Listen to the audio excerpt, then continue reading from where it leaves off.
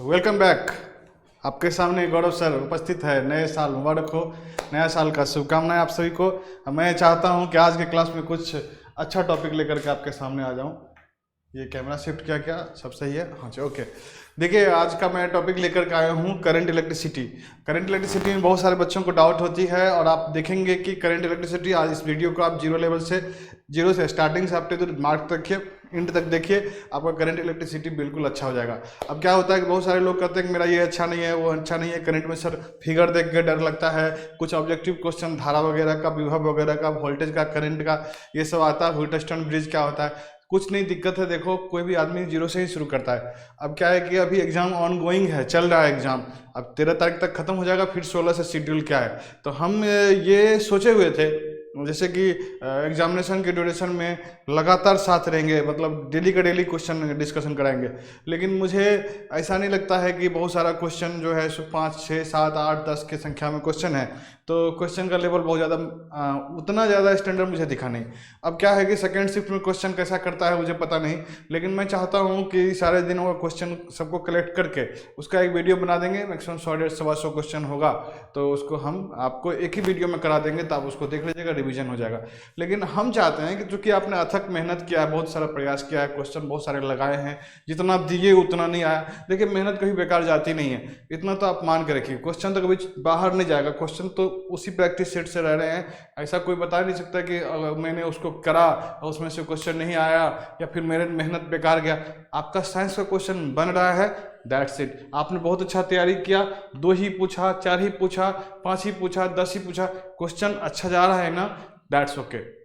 सबका रिजल्ट हो जाएगा। मेरे सारे विद्यार्थी जो तैयारी कर रहे थे, उन्होंने अपना मार्क्स बताया, फीडबैक बताया है। मैं समझता हूँ किसी का ही पीटी नहीं रुकेगा और आगे आने वाले एग्जाम का भी लेवल वही रहेगा। थोड़ा सा मॉडरेट करेगा या फिर थोड़ा जैसा भी होगा, लेकिन जो जो लोग तैयारी कर रहे हैं उसका कोई रिजल्ट रुकने वाला नहीं है। हम चलते हैं टॉपिक और जो, क्योंकि मैंने फिजिक्स का टॉपिक ऑलमोस्ट कवर कर दिया है। अब इसके बाद उस्मा चैप्टर बचता है। आप करंट इलेक्ट्रिसिटी कवर कर ही लेंगे, तो आपको क्या करना है, जिन लोगों को दिक्कत है वो क्या करेंगे, शुरू से लेक्चर 1, लेक्चर 2, लेक्चर 3 वो देख लेंगे। तो उनका फिजिक्स का चैप्टर वाइज कराया हुआ है, प्लेलिस्ट में जाइए वो देख लीजिए। इसी तरह से केमिस्ट्री का सेशन ला देंगे, तो आप लोगों को एक ही चैनल पर सब कुछ मिलने वाला है। धीरे धीरे बायोलॉजी भी आ जाएगा, उससे ही बात चल रही है, सब अच्छा हो जाएगा, ठीक ना। तो आपको किसी भी एग्जाम के लिए, देखो मेरा पैकेज क्या है, सिर्फ एनटीपीसी रेलवे का नहीं, किसी भी चैनल पर आप इस वीडियो को देखो, किसी भी एग्जाम के लिए देखो, कवर हो जाएगा, ठीक है। चलते हैं, हम क्वेश्चन ले लेते हैं आज का। और नए साल पर ये पहला क्लास है। हो क्या गया था मैंने कि मैं पिछले दिनों ही, कल ही क्लास लेने वाला था, यानी 4 तारीख से ही, लेकिन कुछ, अरे सॉरी, सीआरएस का सीआरएस स्पेशल था, चेकिंग था हमारा, तो वो रात के 10 बज गए थे वहीं पर, तो मैं कल लाइव नहीं आ पाया। आज 10 बजे से क्लास, 10 से 11 आप लोग जरूर देखिए और डेली देखिए, क्योंकि आपका फिजिक्स का फुल सिलेबस कवर करने की बात थी, तो मैं पूरा डेफिनेटली कर दूंगा, जो कहूँगा वो कर दूंगा। हाँ, एक्चुअल कभी कभी ऐसा हो जाता है कि नए साल पर आप भी खुशियाँ मनाए, हम भी खुशियाँ मनाए, तो थोड़ा ब्रेक लिए थे 4-5 दिन का, फिर से वापस आ जाए। चलिए देख लेते हैं क्वेश्चन।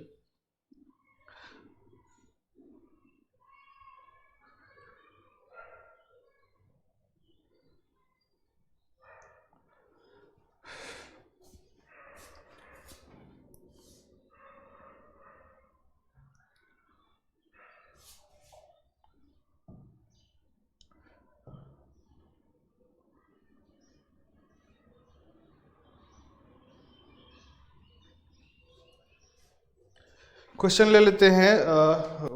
बड़ा अच्छा क्वेश्चन मैंने सेलेक्ट कर दिया। इसमें आपको क्या होगा कि ज़्यादा से ज़्यादा क्वेश्चन अपने आप कवर हो जाएगा और इसमें फिर दिक्कत नहीं होगी। मैंने क्या किया, करेंट इलेक्ट्रिसिटी में टाइप 1 टाइप 2 कर दिया है। तो टाइप 1 में आपका अभी क्या है कि एकदम लैंग्वेज वाला क्वेश्चन होगा, और टाइप 2 जो देखिएगा, यानी कि कल जो क्लास होगी उसमें आप देखिएगा, जो उसका जो पीडीएफ आपको क्या करना है, एग्जाम क्रांति में सेलेक्ट कर लेना। एग्जाम क्रांति का जब आप टेलीग्राम चैनल देखोगे, तो एग्जाम क्रांति के टेलीग्राम में घुस जाओ, कोई रोक टोक नहीं है।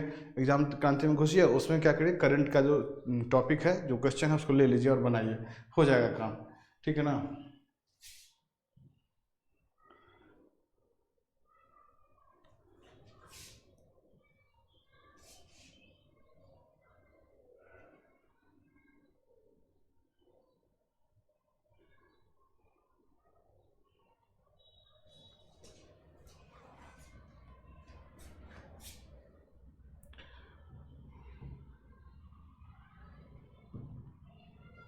चलिए क्वेश्चन आपके सामने आ रहा है स्क्रीन पर, अच्छे से देख लीजिए। आपका क्वेश्चन कुछ भी दिक्कत होगा ना, क्या करेंगे, थ्योरी क्वेश्चन बाय क्वेश्चन हम कराते चले जाएंगे। गौरव सर आपका स्वागत करता है एग्जाम क्रांति चैनल पर। 10 से 11 डेली लाइव होकर के देख लीजिएगा क्वेश्चन को। अब देख लीजिएगा, मैं चाहता हूँ कि आप क्या क्वेश्चन मुझे दोगे। क्वेश्चन तो मैं हल्का आसान सारा रख देता हूँ। क्या करो, ढेर सारा वीडियो देखते हो, मेरा वीडियो देखो, करंट देखो, सबसे कंपेरिजन करके करंट का टॉपिक कैसा है, या और क्वेश्चन और किताबें बनाते हैं उसमें क्वेश्चन बनता है कि नहीं बनता। आते हैं वीडियो पे। क्वेश्चन नंबर 1 ले लेते हैं। विद्युत वाहक बल व्यक्त करता है। पहला क्वेश्चन आपके सामने स्क्रीन पर, विद्युत वाहक बल व्यक्त करता है। एक बल ऑप्शन में दिया हुआ, फिर दूसरा ऑप्शन दिया इकाई आवेश की ऊर्जा, तीसरा ऑप्शन दिया है ऊर्जा, चौथा दिया है कार्य। तो आपको क्या बताना है, समझ गए। तो आपको देखो दो चीज है, आपको पता है कि विद्युत वाहक बल एक प्रकार एनर्जी ही है ना, हालांकि उसका मात्रक हम लोग वोल्ट बोलते हैं, लेकिन आपको ऊर्जा नहीं लगाना। आंसर क्यों नहीं लगाना है कि आपको समझना पड़ेगा बात को।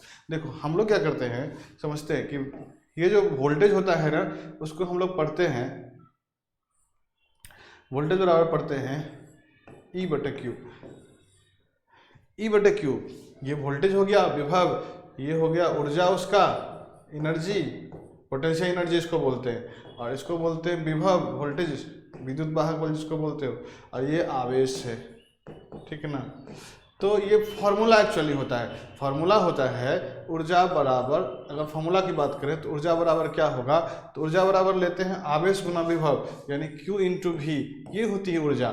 लेकिन अगर आप इसको निकालेंगे V कितनी होती है, यानी कि विद्युत वाहक बल कितना होता है, तो यही E/Q हो जाएगा, क्योंकि आपने E बराबर पढ़ा है QV।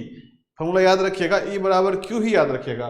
तो वोल्टेज बराबर क्या हो जाएगा, E/Q। E/Q हो गया तो आपका क्या हो गया, E और Q। तो आपको बताना है कि विद्युत वाहक बल को कैसे डिफाइन करते हैं। तो विद्युत वाहक बल जो होती है, ये जो है, अगर इसका मान 1 कूलम्ब ले लेते हैं, इकाई आवेश इसको मान लेते हैं, यही भी किसके बराबर हो जाएगा, ऊर्जा के बराबर होगा। तो कहेंगे ना हम कि विद्युत वाहक बल एक इकाई आवेश की ऊर्जा है। अगर आप इसको 1 नहीं करिएगा तो E बराबर भी होगा, नहीं होगा। इसलिए अच्छे से आंसर समझ के लगाना है। ये फॉर्मूला से गए हैं हम, विद्युत वाहक बल बराबर E/Q। अगर Q को 1 करते हैं तो यही E जो है, यही ऊर्जा जो है विभव के बराबर होता है। इसलिए आंसर लगेगा विद्युत वाहक बल इकाई आवेश की ऊर्जा होती है। नेक्स्ट क्वेश्चन पर चलिए। आमीटर का प्रतिरोध होता है। तो आमीटर का प्रतिरोध जब भी पूछेगा, एक बात और समझ लेते हैं विद्युत वाहक बल में, इसमें समझ लेते हैं कि विद्युत वाहक बल का इसका पूछेगा यूनिट पूछेगा, तो E के लिए आप जूल का प्रयोग करेंगे और Q के लिए आप कूलम का प्रयोग करेंगे, यानी जूल प्रति कूलम इसका यूनिट होता है, जूल प्रति कूलम इसका यूनिट होता है। इसका बीमा पूछ सकता है, बीमा पूछेगा तो जूल के लिए आप लिखिएगा mL²T⁻², और कूलम्ब के लिए लिखिएगा AT, क्योंकि चार्ज आवेश जो होता है Q बराबर होता है ना IT होता है। तो इसलिए I का एम्पियर, T का ये, इसको ऊपर नीचे कर लेंगे तो mL²T⁻³ A का इनवर्स, ये हो गया बीमा कभी, क्योंकि रेलवे कहीं कोई पूछता है, यानी कि जेई में तो पूछा ही था, इसलिए बता रहे हैं कि वोल्टेज का, विद्युत वाहक बल का मात्रक वोल्ट होता है, जिसे जूल प्रति कूलम बोलते हैं, और बीमा ये वाला होता है। कॉपी में नोट कर लीजिएगा। अब चलते हैं नेक्स्ट क्वेश्चन पर। नेक्स्ट क्वेश्चन कहता है कि आमीटर का प्रतिरोध क्या होता है। तो आप लोग पढ़े हैं कि आमीटर का प्रतिरोध कम होता है, बहुत कम होता है,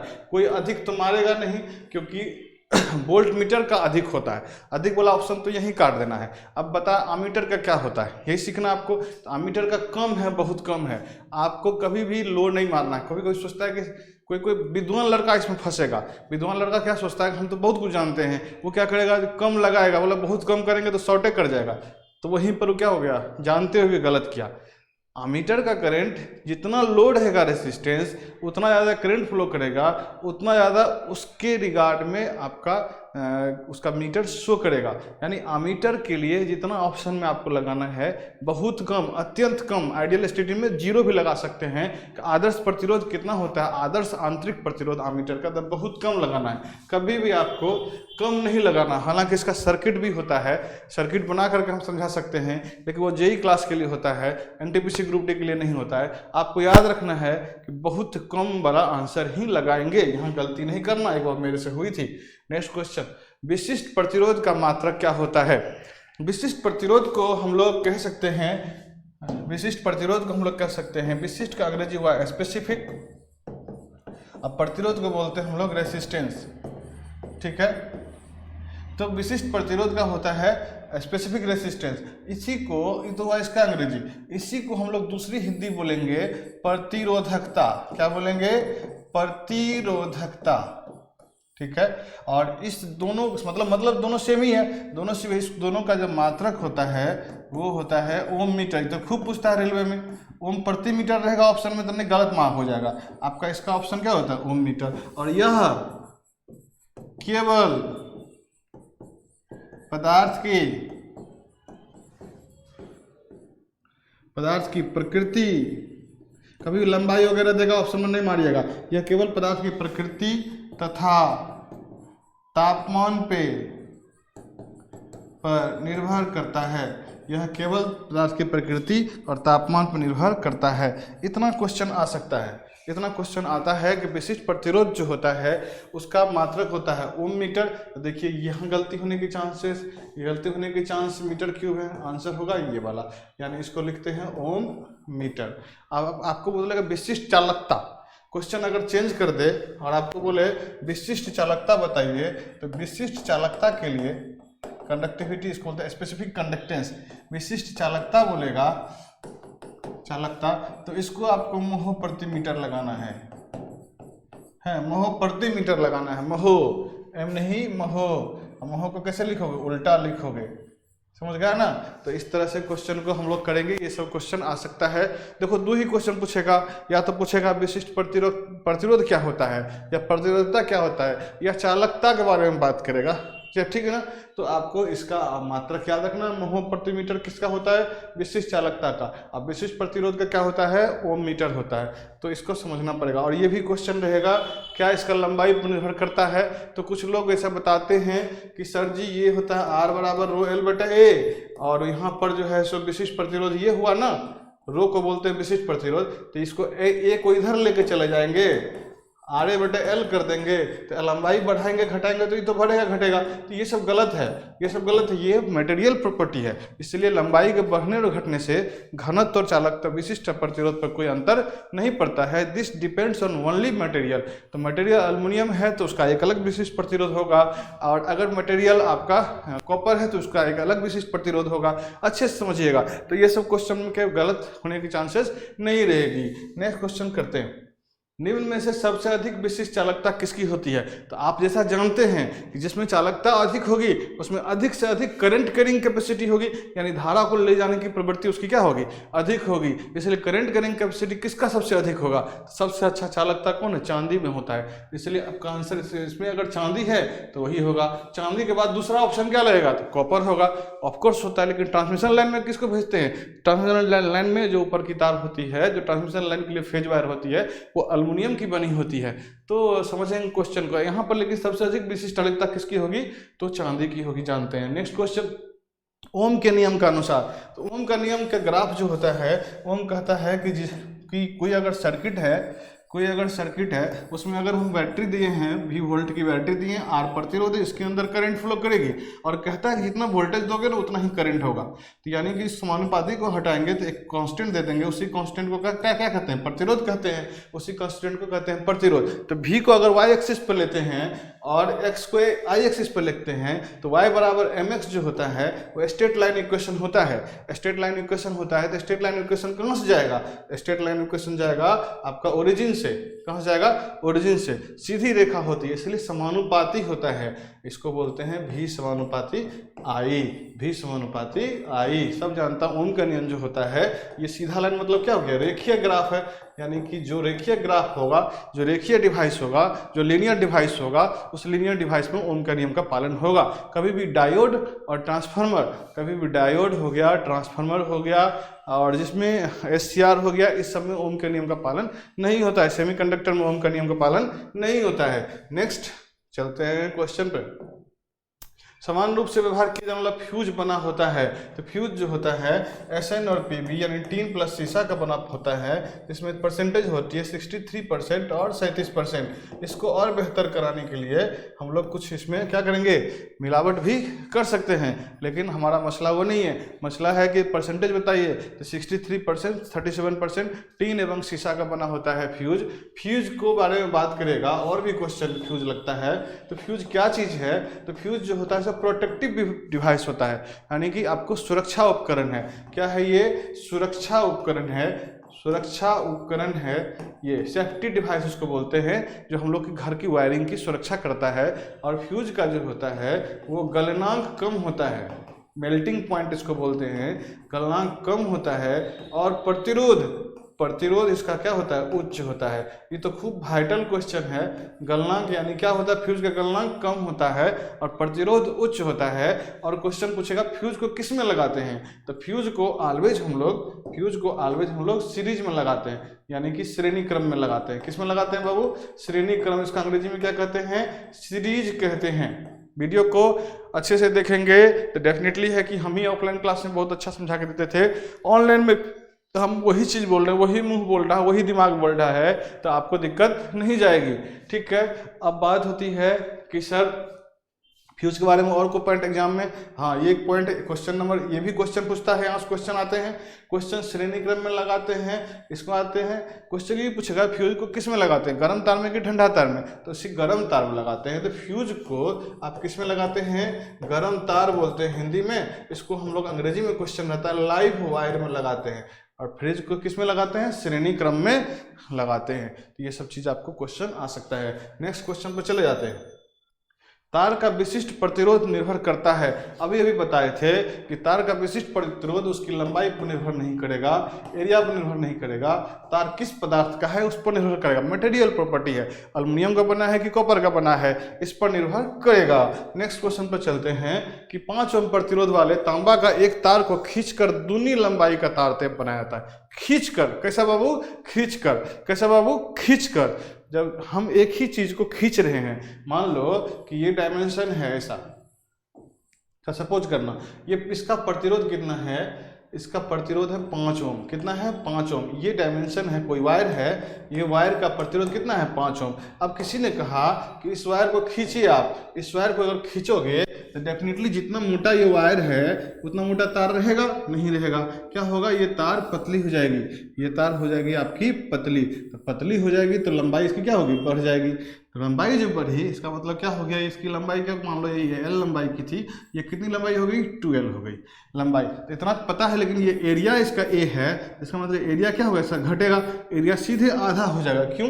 देखो बाबू, इस बात को समझने वाली बात है कि ये तो अभी आपको क्वेश्चन बना रहे हैं, क्वेश्चन बनाने में अगर थोड़ा समझने में यदि टाइम लग जाए क्वेश्चन न्यूमेरिकल को, तो अगर एक बार पढ़ेंगे तैयारी के दौरान तो एग्जामिनेशन में जल्दी से जल्दी बन जाएगा। आप समझिए, यहाँ पर अगर आयतन तो नहीं बदलेगा ना, मान लो इसी को खींचे हैं तो जितना वॉल्यूम इसका आयतन है उतना ही आयतन इसका है। अलग बात है कि एरिया में परिवर्तन हुआ है। यहाँ पर आयतन निकालोगे तो यहाँ पर A × L हो जाएगा, और यहाँ पर यदि आयतन निकालोगे तो आयतन तो कांस्टेंट रहेगा, क्योंकि आपका जितना ये है वही रहेगा। तो यहाँ पर आपका एरिया आधा जरूर हुआ है और लंबाई क्या हो गया? 2L हो गया। 2 काट दीजिए तो A × L, यहाँ भी है A × L है। तो हम कहेंगे कि खींचने से किसी वस्तु के आकार परिवर्तन से उसके आयतन में कोई परिवर्तन नहीं होता है। किसी वस्तु के आकार परिवर्तन कर देने से उसके आयतन में कोई परिवर्तन नहीं होता है। किसी चीज़ को दबा देते हैं तो डायमेंशन, उसका आकार से बदल जाएगा, लेकिन वॉल्यूम भी बदलेगा क्या?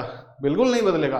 तो हमारा समझने का मतलब है कि सर ऐसा हुआ, ठीक बात है, ठीक हुआ तो ऐसा हुआ, तो फिर क्या हुआ? तो कुछ नहीं हुआ, R बराबर होता है ρL/A। तो हमने क्या किया? इसको चेंज किया। क्या चेंज किया बाबू? तो इसको चेंज किया, खींच करके दुगुना किया, उसी तार को। तो ये नहीं बदलेगा, क्योंकि तार एल्युमिनियम को खींचे हैं तो कॉपर तो नहीं हो जाएगा, तो ये विशिष्ट प्रतिरोध नहीं बदला, ठीक बात। लेकिन लंबाई बदला। कितना लंबाई बदला भाई? लंबाई बदला है 2L हो गया, दुगुना किया है। और लेकिन 2L हुआ लंबाई, तो एरिया तो क्या होगा? ये हो जाएगा, यानी 2 ऊपर चल जाएगा तो 4 ρL/A हो जाएगा। कहने का मतलब आपका पुराना वाला प्रतिरोध जो था सो ρL/A होता है, यानी कितना से गुना हो गया? 4 से गुना हो गया। 4 से पुराना वाला प्रतिरोध कितना है? 5। आंसर कितना हो गया? 20 ओम। आंसर कितना हो गया? 20 ओम। तो इसका एक जनरल फॉर्मूला समझते हैं कि क्या होगा। तो सर जी अगर आपको पूछे ना कि बताइए क्या होगा, तो आपको सीधे क्या करना है? पुरनका R में n² कर देना, यही आपका R न्यू बन जाएगा। नया वाला R को बताने के लिए, नया प्रतिरोध खींचकर अगर खींचने पर तो जय गुना होगा। यहाँ पर क्या किया? दुगुना किया था, 2 का स्क्वायर, n की जगह पर 2 रखोगे, तिगुना करता तो n की जगह पर 3 रखते, कितना है? 5। तो आंसर कितना हो गया? 20। तो आपको n² से गुना कर देना। अगर आपको ये दिखे खींच कर दिखे तो। और नॉर्मली बिना खींचे मान लो कि मार्केट गए 5 मीटर का तार लाए, या मार्केट गए फिर 10 मीटर का तार लाए, तो 5 मीटर का अगर होता है यहाँ 5 ओम, तो 10 मीटर का कितना होता, 10 ओम होता। क्यों? क्योंकि हम फार्मूला से जानते हैं R बराबर L/A। खींच कर अगर नहीं होता तो R समानुपाती है, जितना लंबाई बढ़ाएंगे उतना प्रतिरोध भी बढ़ जाएगा। लेकिन अगर खींचे हैं तो n² से आप गुना कर दो। समझ गए? ठीक है। नेक्स्ट क्वेश्चन, एक विद्युत बल्ब का फिलामेंट 3 घंटे जलने के बाद 0.4 मिली एम्पियर की धारा दर्शाती है। यानी कि करंट का मान है 0.4 मिली एम्पियर, और आपका फिलामेंट कितना घंटा जलता है, यानी टाइम बराबर है 3 घंटा। तो 3 घंटा को आप क्या करोगे, 3600 सेकेंड में गुना कर दोगे, 10,108.00 सेकेंड हो रहा है। चलिए अब देखते हैं कि करंट IT दिया, बोलता है कि आवेश की मात्रा क्या है। तो आवेश बराबर होता है IT। आवेश बराबर क्या होता है, धारा गुना समय, या I बराबर क्या होता है, आवेश की प्रवाह की दर को धारा कहते हैं। तो Q बराबर IT हो गया। I का मान 0.4 गुना 10 का पावर कितना है 3, -3 मिली है तो माइनस हो गया, गुना T कितना है 10,800 इतना। इसको डाल लीजिए यहाँ 10 कर लीजिए, ये खत्म हो गया, ये खत्म हो गया। यानी 4 से करेंगे तो 4 8 32 के 2 हाथ में 3 432, और यहाँ पर एगो 0 हो गया, और यहाँ पर 10 का पावर 3 है तो यहाँ चला आया। देखो क्या है, चलिए समझ में आया ना। तो निश्चित फार्मूला पुटिंग सवाल था ये, गुना करके देख लीजिए, ये फार्मूला पर डाल दीजिए। अब देखो क्या होता है, आसान आसान बात है, मिली को आप 10 का पावर -3 लिखो। अब जानते हो कि यहाँ पर 3 घंटा है तो आप उसको सेकेंड में बदलो, ऐसा ही मात्रक में लेकर आओ, आपका सवाल सॉल्व हो जाएगा। नेक्स्ट क्वेश्चन पर चलते हैं। यदि धारावाहिक तार का प्रतिरोध 8 ओम है, यदि धारावाहिक तार का प्रतिरोध 8 ओम है, उससे प्रवाहित धारा 2 एम्पियर है, तो उसके सिरों के बीच विभवांतर भी पूछ रहा है। और क्या क्या दिया हुआ है, R का मान दिया है 8 ओम, और प्रवाहित धारा कितना I बराबर 2A, ठीक है ना।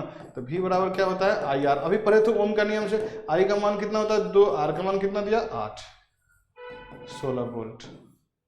आया समझ में? नेक्स्ट क्वेश्चन पे चलते हैं, फटाफट देखते चले जाइए। 17 नंबर, किसी धात्विक चालक में के ताप में वृद्धि होने पर प्रतिरोध कम होता है। देखो अगर मेटल होगा ना, अगर धात्विक होगा, अगर धातु होगा, तो उसका प्रतिरोध जो होता है तापमान के बढ़ने से बढ़ता है।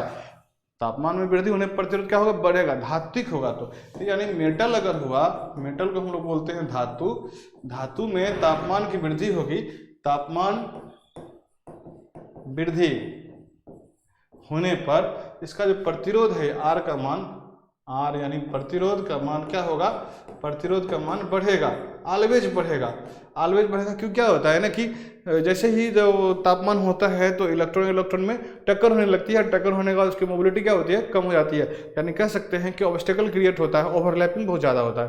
तो आप लोग उतना डिटेल में मत जाओ, तो सेमीकंडक्टर की बात है, मुझे अच्छे से पता है। आप लोग NTPC ग्रुप डी की तैयारी करते हो, तो हम लोग क्या करें, जो तापमान है ऐसा बता दें कि भैया धातु है, धातु में तापमान वृद्धि, प्रतिरोध बढ़ेगा। अगर यहाँ पर अगर बात होती अर्धचालक की बात होती, सपोज करो अर्धचालक की बात होती, ये धातु सभी धातु चालक होते हैं। अर्धचालक यानी सेमीकंडक्टर की बात होती, दोनों चीज एक ही बार में जान लीजिए कि सेमीकंडक्टर की बात होती, अर्धचालक सिलिकॉन जर्मेनियम इसको बोलते हैं, सिलिकॉन जर्मेनियम अर्धचालक को मुख्यतः होते हैं ना, खूब क्वेश्चन पूछेगा। यहाँ जो तापमान में वृद्धि होती है यानी टेम्परेचर अगर बढ़ेगा तो इसमें R में कमी होगी, प्रतिरोध इसका घटेगा। तो ये देखिए अर्धचालक केस में प्रतिरोध घटता है, लेकिन धातु के केस में, धात्विक गुण में जो होता है सो प्रतिरोध हमेशा बढ़ेगा, तो सदा बढ़ता है। कैसे पकड़े, धात्विक चालक दे दिया, ताप में वृद्धि दे दिया, तो प्रतिरोध सदा क्या होगा, बढ़ेगा। नेक्स्ट क्वेश्चन, निम्न में से किस पदार्थ में ताप की वृद्धि होने पर प्रतिरोध कम होता है। तो प्रतिरोध किस में बताएं, अर्धचालक में। अर्धचालक कौन सा इसमें है, कार्बन। अर्धचालक क्या होता है, अर्धचालक वो होता है, सेमीकंडक्टर होता है, यानी कि सेमीकंडक्टर को हम लोग बोलते हैं सिलिकॉन बोलते हैं, जर्मेनियम बोल देते हैं। कौन से में है, ग्रुप 4 एलिमेंट है। कौन सा एलिमेंट है, ग्रुप 4। तो कार्बन है, सिलिकॉन है, जर्मेनियम है। इसको आप बोलते हो कितना, 6, इसको कितना बोलते हैं 14, इसको कितना बोलते हैं 32। अब इसमें देखो कितना 72 कक्षा में 2 4, इसको बोलेंगे 2 8 4, इसको क्या बोलोगे 2 8 18 4, यानी 72 कक्षा में देखो 4 है। जिसकी 72 कक्षा में संयोजकता होती है 4 इलेक्ट्रॉन होते हैं, उसको हम लोग बोलते हैं ये। तो कार्बन आपका 4 इलेक्ट्रॉन है, तो ये कहते हैं कि सेमीकंडक्टर श्रेणी में आता है। इसलिए इसमें बोल रहे हैं किस ताप के पृथ्वी होने पर। तो ये कार्बन ऑप्शन में रहे, सिलिकॉन रहे, जर्मेनियम हो, इस सब में तापमान की वृद्धि यदि होती है तो आपका प्रतिरोध क्या होगा, घटेगा। अब प्रतिरोध घटेगा तो चालकता क्या होगी, वृद्धि होगी। चालकता क्या होगी, बढ़ेगी। तो इस सब चीज को अच्छे से याद रखिए कि प्रतिरोध कम होगी तो चालकता बढ़ेगी, प्रतिरोध ज्यादा होगी तो चालकता नहीं होगी। कुचालक का प्रतिरोध क्या होता है, अनंत होता है। कुचालक का प्रतिरोध जो होता है 10 के पावर 6 ओम से ज्यादा होता है, यानी मेगा ओम के ऑर्डर में रहता है। आदर्श स्थिति में कहते हैं अनंत होता है। इसका आंसर समझ गया ना, कार्बन होगा। अगर सिलिकॉन जर्मेनियम भी होता तो वो भी होता, लेकिन कोई एक को आंसर देगा। नेक्स्ट क्वेश्चन, जब सेलों को समांतर में जोड़ा जाता है तो क्या होता है। सेल को अगर समांतर में जोड़ोगे तो सेल को अगर समांतर में जोड़ोगे, ऐसे जोड़ोगे सेल को, इसको समांतर कहते हैं। ऐसा करके जोड़ दीजिए सेल को। तो ऐसा अगर जोड़ते हो तो समांतर में जोड़ने पर, पैरेलल अगर करते हैं तो समांतर रहने पर धारा रेटिंग बढ़ती है। समझ गए बच्चा, धारा रेटिंग बढ़ती है। अगर हम इसको सेल को श्रेणी क्रम में, सेल को अच्छे से लिखोगे नहीं तो जाओगे।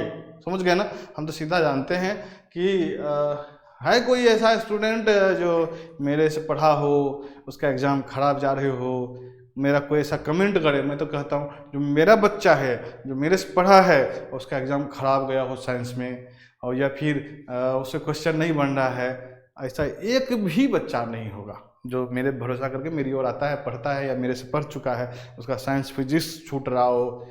ये सब गलत बात है, कोई झूठा आरोप ना लगाना, ठीक है ना। जेन्युइन पढ़ाते हैं, ठोक के पढ़ाते हैं, सब कुछ पढ़ाते हैं, रटाते नहीं है, ठीक है। चलिए, सेल समांतर श्रेणी, हाँ, सेल को अगर समांतर में जोड़ेंगे धारा रेटिंग बढ़ती है, सेल को अगर श्रेणी क्रम में जोड़ेंगे तो वोल्टेज रेटिंग बढ़ती है, यानी वोल्टेज बढ़ती है। तो ये सब क्वेश्चन है। If cell are connected in series then voltage rating increases, if cell are connected in parallel then current rating increases. तो आपका क्वेश्चन देख लो, सेलों को समांतर क्रम में जोड़ा जाता है, धारा क्षमता कम होती है, गलत बात है। धारा क्षमता में वृद्धि होती है, सही बात है। विद्युत वाहक बल में वृद्धि कब होगी, जब श्रेणी क्रम होगा। श्रेणी क्रम में जोड़ा जाता है सेल को तो हम बोलते हैं विद्युत वाहक बल में वृद्धि होती है। तो समझ गए, दोनों तरह के क्वेश्चन आ सकते हैं। नेक्स्ट क्वेश्चन पर चलते हैं। किरचॉफ के द्वितीय नियम आधारित है। देखो आपको हम बता देते हैं, आपको दो चीज पूछेगा कि किरचॉफ का नियम, इलेक्ट्रिसिटी में कौन सा नियम है, किरचॉफ का नियम है। किरचॉफ नियम में दो नियम है। दो नियम क्या क्या है, देखिए आपका केसीएल और एक है केवीएल। केवीएल आप समझो, इसी को बोलते हैं फर्स्ट लॉ। दो का नियम दिया ना, तो फर्स्ट किसको कहोगे, केसीएल को बोलोगे। Kirchhoff's current law, Kirchhoff's current law, इसको बोलते हैं किरचॉफ्स वोल्टेज लॉ, इसको बोलते हैं सेकेंड लॉ। क्या बोलते हैं, सेकेंड लॉ बोलते हैं। किरचॉफ्स करंट लॉ को हम लोग बोलते हैं, ये है आपका आवेश संरक्षण पर, किसको बोलते हैं, आवेश संरक्षण पर आधारित है। और ये जो होती है ये ऊर्जा संरक्षण पर आधारित है, ऊर्जा संरक्षण पर आधारित है। केवीएल है ऊर्जा संरक्षण पर, खूब अच्छे से याद नहीं करोगे क्वेश्चन छूट जाएगा। और डिटेल्स में जाने की बात ही नहीं, एनटीपीसी ग्रुप डी का क्लास है। कभी मेरे से इलेक्ट्रिशियन की बैच पढ़ाऊंगा तो ठुक के पढ़ाऊंगा, आ रहा है अपकमिंग बैच में। तो देखो किरचॉफ का जो केवीएल है वो है ऊर्जा संरक्षण पर, यानी voltage law. Kirchhoff voltage law ऊर्जा संरक्षण, किरचॉफ करंट लॉ आवेश संरक्षण। क्वेश्चन क्या पूछा, द्वितीय नियम कौन सा है, केवीएल है। कौन सा संरक्षण पर, ऊर्जा संरक्षण पर। तो ऐसे करके पढ़ेंगे। तो सबसे पहले समझेंगे ना द्वितीय नियम क्या है, सबसे पहले समझेंगे ना प्रथम नियम क्या है। तो प्रथम नियम केसीएल है और द्वितीय नियम केवीएल है। Next question. अब देखो क्या करो कि तुम लोग देखो सीधा देख लेते हो, अपने अपने फेसबुक पर शेयर करो यार, थोड़ा सा मोटिवेट करो। इसलिए 5 दिन क्लास ऑफ रखा, मेरा मन नहीं लग रहा था, लेकिन मैं सोचा कि नहीं, मैंने स्टार्ट किया क्लास को तो पूरा फिजिक्स पढ़ा के ही दम लूंगा। मेरे से अगर आपको 100 बच्चे को भी जॉब लगता है इस एग्जाम में, तो मैं समझता हूँ कि मेरा नसीब अच्छा है। क्योंकि मैंने बोला था, मुझे कोई शौक नहीं था, मैं जॉब में आया हूँ, मुझे कोई दिक्कत ही नहीं है। सबसे बड़ा मैं बहुत एंजॉय कर रहा हूँ अपनी नौकरी को, और सबसे बड़ा कोड इलेक्ट्रिकल मेरी नौकरी लगी है, वो भी अच्छा पोस्ट है, तो मुझे बहुत एंजॉय कर रहा हूँ। मैं रोज करंट वोल्टेज से ही खेलता हूँ, 25,000 वोल्ट से खेलता हूँ, ठीक है ना, वो दिक्कत नहीं है। दिक्कत है कि मेरी जो आदत बन चुकी है स्टूडेंट के बीच में सेवा देने की, वो मैं मुफ्त दे रहा हूँ, और उसके लिए जितना भी कॉस्टली अरेंजमेंट दिखता है, ये सबसे महंगी मैक्स सबकी बोर्ड लगी हुई है। आप देखो कैमरा भी मेरा 1,20,000 का है, तो मतलब कहने का मतलब सारा सेटअप ही मैंने बहुत महंगी महंगी लगा दी, कोई दिक्कत ही नहीं है। तो आपके लिए सब मैं जब खड़ा होता हूँ, आप उस पर विश्वास करके देखोगे, कोई गलत चीज़ नहीं पढ़ा रहे हैं, एक एक चीज़ पढ़ा रहे हैं, आपको क्वेश्चन अच्छे से देखिए और उसके बाद आगे बढ़िए, समझ गए। बहुत ज़्यादा भ्रम में तुम लोग रहता है, तो उस भ्रम को कैसे दूर करें, कैसे न कैसे भ्रम बढ़िया से माथा में सेट है। व्हीटस्टोन ब्रिज का उपयोग होता है, तो देखो व्हीटस्टोन ब्रिज के बारे में पता है कि प्रतिरोध मापन में, किसमें, प्रतिरोध मापन में, तो प्रतिरोध मापन में ये अत्यंत उच्च भी माप सकता है और अल्प भी माप सकता है व्हीटस्टोन ब्रिज से। यानी कि जो हम लोग ये ब्रिज मेजरमेंट करते हैं, उसमें 4 गो प्रतिरोध लगाते हैं, 4 गो प्रतिरोध लगाते हैं, ठीक है ना। और उसमें 4 गो प्रतिरोध लगा के हम लोग क्या करते हैं, जोड़ देते हैं। तो ये पिछला प्रतिरोध हो गया, ये R1, R3, R2 और R4। ये अभी अरेंजमेंट अच्छा से नहीं करा रहे हैं, क्यों नहीं करा रहे हैं, केवल परीक्षा का क्वेश्चन बता रहे हैं। व्हीटस्टोन ब्रिज जो है सिंपल आप पढ़ लेते हैं, लेकिन समझना पड़ेगा। व्हीटस्टोन ब्रिज से ऑब्जेक्टिव आते हैं तो प्रतिरोध मापन में हम लोग करते हैं। जैसे कि मान लो कि यहाँ पर R1 R3 बराबर R2 R4 हुआ, तो आपको मान लो 3 ठो का मान दे दिया तो चौथा नहीं निकल जाएगा, इसलिए प्रतिरोध मेजरमेंट में हम लोग करते हैं काम। तो अब बात आती है कि सर और क्या क्वेश्चन आता है, ठीक है निम्न और मध्यम बता दिया आप, तो सबसे निम्न कौन, कोई स्पेशल, हाँ केल्विन डबल नाम का, केल्विन डबल इंस्ट्रूमेंट है ना। ये भी ब्रिज है, ब्रिज मतलब क्या, मापना, ब्रिज मतलब मापना। व्हीटस्टोन एक वैज्ञानिक का नाम था, अब ब्रिज हुआ मेजरमेंट करते हैं। तो केल्विन डबल से हम लोग सबसे अल्प मापते हैं, और ये व्हीटस्टोन ब्रिज से माप सकते हैं। और व्हीटस्टोन ब्रिज यानी कि ब्रिज व्हीटस्टोन ब्रिज से, व्हीट ब्रिज लिख दिए, व्हीटस्टोन ब्रिज से हम लोग मध्यम और अल्प दोनों माप सकते हैं, अल्प दोनों माप सकते हैं, ठीक है। और सबसे अधिक मापते हैं मेगर। आप तो जानते हो मेगर के बारे में, हम लोग खूब मेगर पढ़ते हैं कोर में।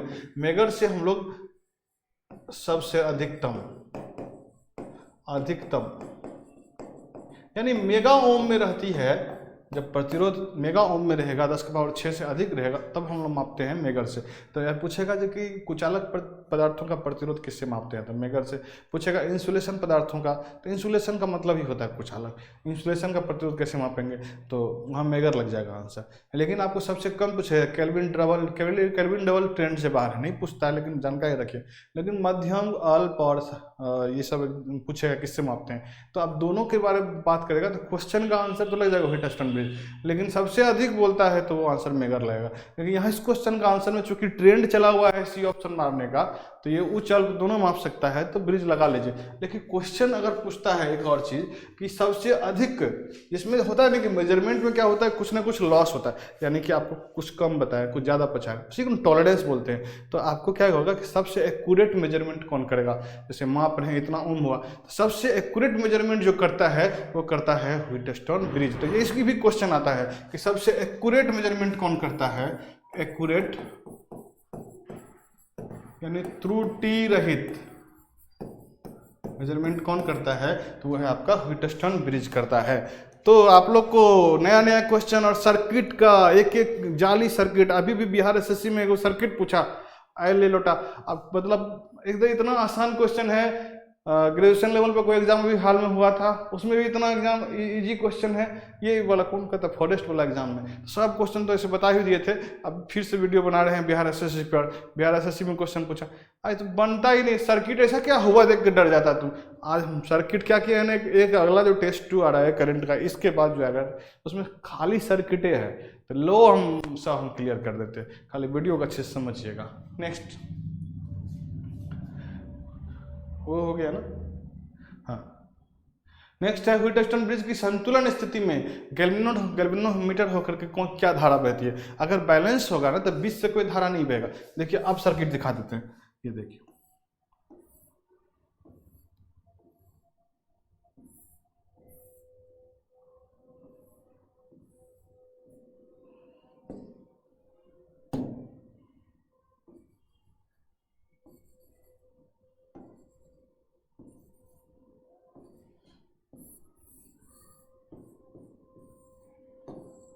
अगर ये ब्रिज है ना,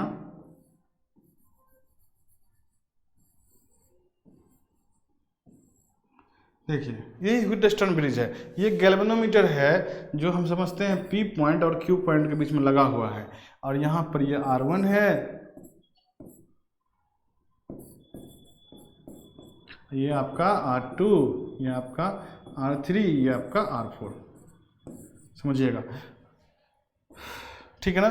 तो कहते हैं कि यदि R1 गुना R3 या फिर R1 R3 बराबर R2 R4 का गुना है, सपोज करो ये 5 है, ये 2 है, ये 10 है और ये 1 है, तो कैसे पकड़ेंगे? ये बैलेंस ब्रिज है, ये ब्रिज है, 5 दूनी के 10 है, 10 से कम 10, दोनों अगर बराबर हो गया, दोनों अगर बराबर हो गया तो हम कहेंगे ये व्हीटस्टोन ब्रिज है।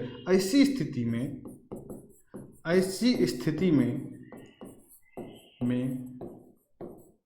इसका वोल्टेज Vp और ये Vq, ये दोनों पॉइंट का वोल्टेज जो होगा बराबर होगा। इसका मतलब जो करंट होगी इस होके गैल्वेनोमीटर होके, इसमें धारा का मान क्या होगा? 0 होगा, क्योंकि धारा बहने के लिए पोटेंशियल में डिफरेंस होना जरूरी है। धारा जो होती है वो उच्च विभव से निम्न विभव की ओर जाती है। तो हम कह सकते हैं कि हमारा जो करंट होगा, जब संतुलन की स्थिति कब कहेंगे, तो संतुलन की स्थिति ये होगा जब डायगोनली प्रोडक्ट क्या होगा? इक्वल होगा। R1 R3 यानी ये गुना सामने सामने गुना कर देना, ये बराबर हो गया तो बैलेंस है, बैलेंस होगा तो इस बीच में कोई धारा नहीं बहेगी। तो हम लोग कैलकुलेशन में क्या करते हैं, इस बीचला प्रतिरोध को हटा करके मेजरमेंट कर लेते हैं। खैर अभी हमारे क्वेश्चन का आंसर होगा शून्य धारा बहती है, अनंत धारा बहती है, गैल्वेनोमीटर का प्रतिरोध गलत बात है। जैसे ही आपका बैलेंस होगा तो बैलेंस की संतुलन की स्थिति में व्हीटस्टोन के गैल्वेनोमीटर द्वारा कोई धारा प्रवाहित नहीं होती है, इस होके कोई धारा बीच होके प्रवाहित नहीं होगी। नेक्स्ट क्वेश्चन पर चलते। दो विद्युत बल्ब जिसकी शक्ति 200 वाट एवं 100 वाट है को समान वोल्टता का प्रयोग किया जाता है। दो विद्युत बल्ब है, इतना वाट का, समान वोल्टता का प्रयोग किया गया है, प्रतिरोधों का अनुपात बताइए। तो चलिए हम देखते हैं जो पावर है, देखो ना वाट है तो पावर है, पावर बराबर क्या होता है? V इंटू आई। ये आप रटे हुए हैं, चलिए समझते हैं। लेकिन हमारा आंसर है प्रतिरोध पूछता है, यानी आर का मसला है। आर का है तो इस फॉर्मूला को थोड़ा चेंज कर दीजिए। आई और आई को क्या लिखेंगे आप? V बटे आर लिखेंगे नहीं लिखेंगे? क्योंकि वोल्टेज बराबर V बराबर आई आर होता है, तो आई बराबर क्या हो जाएगा? V बटे आर हो जाएगा। तो हम लोग क्या किए इसका, तो फॉर्मूला चेंज नहीं हो गया V स्क्वायर बटे आर। तो उतना टेंशन मत लीजिए, फॉर्मूला भी आपको याद ही है, ये फॉर्मूला भी आपको याद ही है। तो पावर का 3 फॉर्मूला होता है, वी आई याद करिए, आई स्क्वायर आर याद कीजिए, या V स्क्वायर बटे आर याद कीजिए, कोई दिक्कत नहीं। हमारा तो क्वेश्चन अभी यहाँ और यहाँ से बनेगा, तो चलिए क्योंकि समान बोला है तो P बराबर V स्क्वायर बटे आर है। तो अगर वोल्टेज बोला समान है, समान वोल्टेज समान वोल्टता है, तो वोल्टेज समान है, इसका मतलब P inversely proportional to R होगा।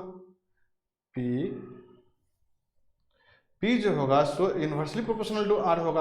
देखिए ना यहाँ पे V समान होगा तो P और R में क्या रिलेशन आएगा? यही आएगा। इसका मतलब P1 बटे P2 is equal to R2 बटे R1। लेकिन आपको पूछा है यहाँ पर क्या? R1 बटा R2, तो उलट दीजिए इसको, यानी कि R1 बटा R2 होगा, तो क्या आप P1 बटा P2 लिखिएगा? नहीं, पर यह आपका इन्वर्सली प्रोपोर्शनल है, इसलिए इसको आप उलट दीजिए, P2 बटे P1 कर दीजिए। यानी P2 कितना है? 100 और P1 कितना है? 200। आंसर कितना हो जाएगा? 1:2। तो कभी भी गलती होगा, क्योंकि हम जानते हैं कि प्रतिरोध और शक्ति जो है, प्रतिरोध और शक्ति एक दूसरे के व्युत्क्रमानुपाती होते हैं। ऑलवेज याद रख लीजिएगा, जो प्रतिरोध जो होगा कभी भी ये शक्ति और प्रतिरोध समानुपाती नहीं मारना, हमेशा उल्टा होता है। तो ये दिया है 200 100, तो आंसर क्या होगा? 100 200, 100 बटा 200 तो 1/2 हो गया। क्लियर है जी? बोलो। बोलता है कि किसी चालक में उत्पन्न हुई ऊष्मा होती है। 20 क्वेश्चन बता देते हैं आज क्लास में, उसके बाद नेक्स्ट 20 क्वेश्चन कल होगा। क्लियर है? चलिए, कोई समस्या दिक्कत नहीं होनी चाहिए, क्योंकि देखो पहले कंसंट्रेट होकर देखना है ना, और कोई दिक्कत हो ना, जिंदाबाद है। हम किसका फोन नहीं उठा रहे हैं अभी? 928149 7834928149 पे कॉल करके अपना क्वेश्चन पूछिए। फ्री किए हुए हैं, एग्जाम के दौरान गौरव सर का ऐसे बैनर नहीं टंगा पटना में एग्जाम क्रांति पर, गौरव सर का डाउट पूछने के लिए आपका स्वागत है। अगर मान लो कि आप फ़ोन करते हैं हमें और कहते हैं कि हम बिजी हैं तो रात में फ़ोन करो, क्या दिक्कत है, रात में कर लीजिए। कभी मान लो बिजी नहीं रहता, आपको बता देते हैं क्वेश्चन का आंसर। तो चलते हैं सर इसकी दुनिया में क्वेश्चन को बताते हैं, ठीक है ना। किसी चालक में उत्पन्न हुई ऊष्मा होती है, और अगर कॉल नहीं लगे तो व्हाट्सअप करिए। किसी चालक में उत्पन्न हुई ऊष्मा होती है, सबसे बड़ी हीटिंग इफेक्ट किसने दिया, तो ऊष्मा को बोलते हैं हम लोग हीट, हीट को बोलते हैं एच, एच हिंदी होती है ऊष्मा। किसने दिया था, तो जूल ने। तो इलेक्ट्रिसिटी में बोला कि विद्युत ये जो होता है जैसे कि हीटिंग इफेक्ट, यानी उसमें भी विद्युत धारा का उसमें प्रभाव किसने दिया, तो विद्युत धारा का उसमें प्रभाव जूल ने दिया। विद्युत धारा का चुंबकीय प्रभाव किसने दिया, विद्युत धारा का चुंबकीय प्रभाव ऑरेस्टेड ने दिया। किसने दिया, ऑरेस्टेड ने दिया। इस सब चीज़ को याद रखना है। तो इसके अनुसार क्या था कि सर जी हम जानते हैं सर कि ऊर्जा बराबर होगा शक्ति गुना समय, तो शक्ति क्या होता है I²RT। अब पूछा है कि प्रतिरोध के समानुपाती, तो हाँ ठीक है, एस समानुपाती फार्मूला से तो आर दिख रहा है हमको। फिर बोला प्रतिरोध के विलोमानुपाती, गलत, एक दोनों से ही गलत। आपका आंसर क्या होगा A1। समझिए, फार्मूला को याद रखिएगा, फार्मूला को आप याद रखिएगा, ठीक है जी। शुद्ध पानी होता है, देखो शुद्ध पानी जो होता है विद्युत का कुचालक होता है। बैटरी में जो पानी भरते हो वो विद्युत का कुचालक है, यानी कि हम कह सकते हैं कि आशुद्ध जल जो होता है वो विद्युत का कुचालक होता है, यानी कि आपका ये जो होगा सो इंसुलेटर है, इंसुलेटर है, ठीक है जी। नेक्स्ट क्वेश्चन पर चलते हैं। टंगस्टन पिघलता है लगभग, टंगस्टन का गलनांक जो होता है वो 3500 डिग्री सी है, यानी कि 3500 डिग्री सी से अगर टेम्परेचर जैसे ही अधिक होगा तो आप टेम्परेचर पिघलने लगेगा। तो टेम्परेचर का गलनांक जो होता है, पूछा हुआ क्वेश्चन है, गलनांक को बोलते हैं मेल्टिंग पॉइंट। कितना होता है 3500 डिग्री सी, तो ये क्या होगा जैसे 3500 4000 डिग्री सी पर क्या होगा, गलना शुरू हो जाएगा, 4500 पे भी गिरेगा। लगभग कितना होता है, तो 4000 मारिएगा, 3000 तो होता ही नहीं, 3500 होता है, 3500 3000 नहीं होगा आंसर, आपका आंसर होगा 4000। तो कहने का मतलब 3500 होता तो ज़्यादा एग्जैक्ट होता, लेकिन ऑप्शन के अनुसार चलेंगे। एक फैराडे कांस्टेंट वैल्यू होती है, एक फैराडे बराबर 96,500 कूलम्ब होती है। नेक्स्ट क्वेश्चन, एक चालक में प्रभावित हो रही 2 एम्पियर की धारा, टाइम बराबर 10 सेकेंड और एनर्जी कितनी है 80 जूल, ये उष्मा है। तो एच को, उष्मा एक प्रकार का ऊर्जा ही होता है, एच बराबर ई लिख सकते हैं, कोई दिक्कत नहीं। सबका मात्रक चेक कर लेते हैं, 10 सेकेंड है ना, ये एम्पियर है, ठीक है, सब ऐसा ही मात्रक में। अब पूछता है प्रतिरोध कितना, ठीक है भाई, हमको पता है I² I बराबर H बराबर यानी उष्मा बराबर I²RT।